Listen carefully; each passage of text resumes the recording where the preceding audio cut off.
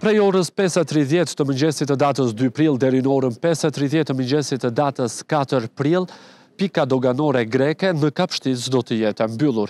Kjo si pasojë e një proteste iniciuar nga sindikata greke.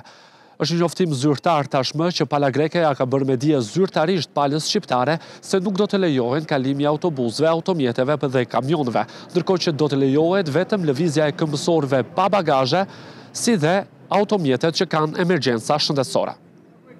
Si pasojë e këtij njoftimi prej ditës së sotme janë krijuar raste gjata pritje në tokën neutrale, me shtetas shqiptar që kërkojnë kalimin drejt shtetit grek. Bllokimi i qarkullimit të mjeteve nga ulja e traut nga pala greke do të nisë prej orës 5:30 të 2 prillit deri në 5:30 të 4 prillit. Më herët u lajmërua se në pikën kufitare të Kapshticës do të lejojë kalimi mjeteve të vogla në orare të caktuara, por duket se pala greke është tërhequr nga ky vendim. Gjatë kësaj periudhe pikat doganore të Kakavijës, Treurat, Përmet dhe Qaftë Sarand nuk do të jenë funksionale, ndaj edhe shtetasit shqiptar duhet të marrin masat për udhëtimet e tyre.